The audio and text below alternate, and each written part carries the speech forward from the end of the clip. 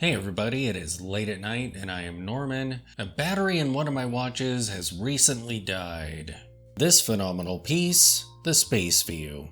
So tonight, we're going to change the battery in this watch and I'm going to discuss some of the weirdness that goes along with that. So let us begin.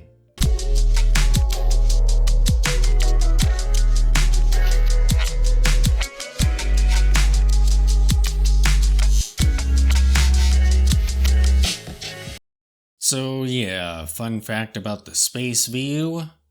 Modern batteries don't quite fit it correctly.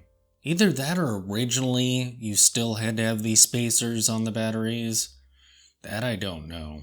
But it has a nice battery hatch on the back, so it's super easy to change batteries. Well, it's super easier to change batteries. When I bought this watch, it had a battery in it, so I already have one of these spacers.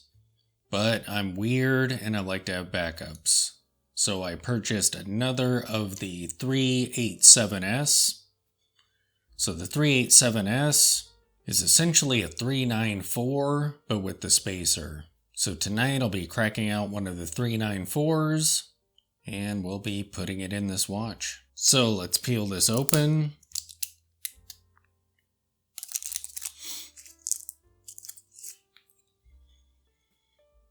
There we go. Now I don't recall if this works better with a coin or a swatch battery hatch tool, so we may have to try both. I know for swatches, a coin actually works better than their own tool, so I always use a nickel, and this catches the battery hatch pretty well, opens it nicely. This is one of the swatch tools. Very handy for swapping out the straps, because you just shove this in there.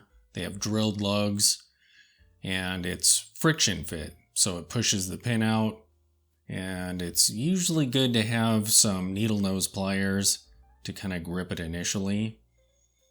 But let's try this on the Spaceview hatch, see how it works. I've done this once, but I don't recall what I used to open it. Perfect. Yeah, this fits it exactly correctly. So we just unscrew this.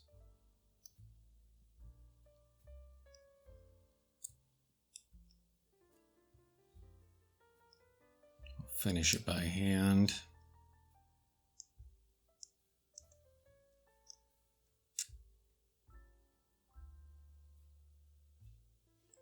There we go.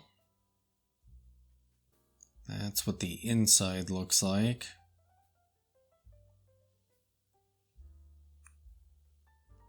And here we can see a battery that's already in there with the spacer. Pretty crazy looking. And it just kind of falls out of there. So here we have the positive side. Let me remove this spacer.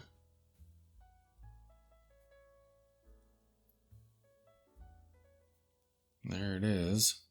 We'll slide in the new battery.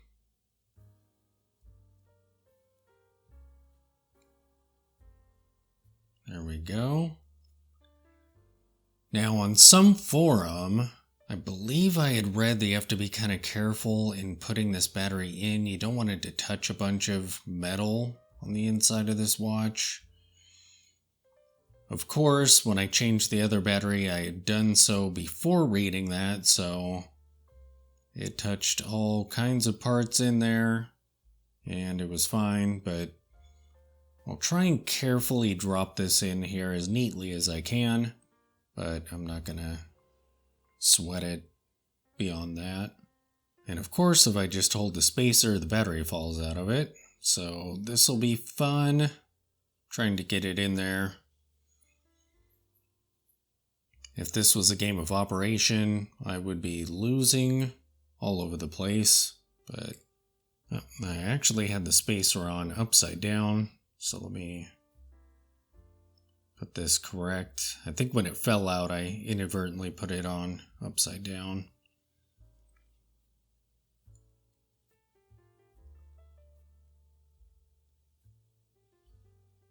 It's actually pretty tricky getting it in there without letting the battery fall out of that spacer.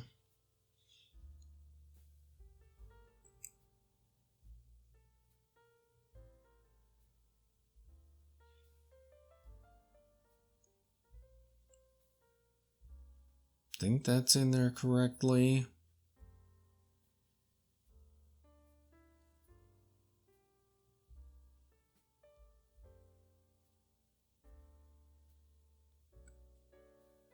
It does look a little crooked. Let me see if I can straighten that out some.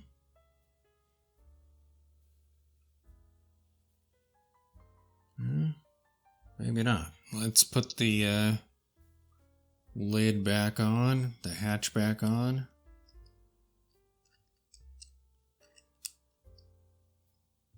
And we'll see if we have a running watch.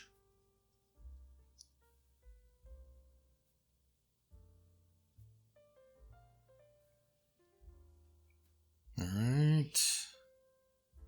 Yep. Great, let me tighten this down.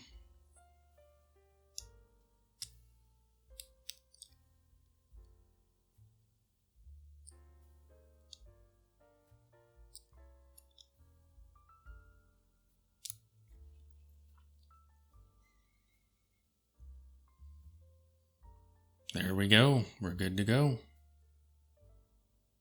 At least for another year or so. This is not a super efficient movement. It likes to munch on batteries, but it's nice and easy to swap them. So, yeah. So there you have it. The Spaceview is back up and running. So if you do get one of these watches, remember that you have to purchase a battery that comes with the plastic spacer if you don't already have one. Like I mentioned, I purchased a second one just to have a backup of that spacer because that's how I roll. But yeah, this watch loves to munch on batteries, so it's good to have a couple of them laying around just for when it dies. Thanks for watching.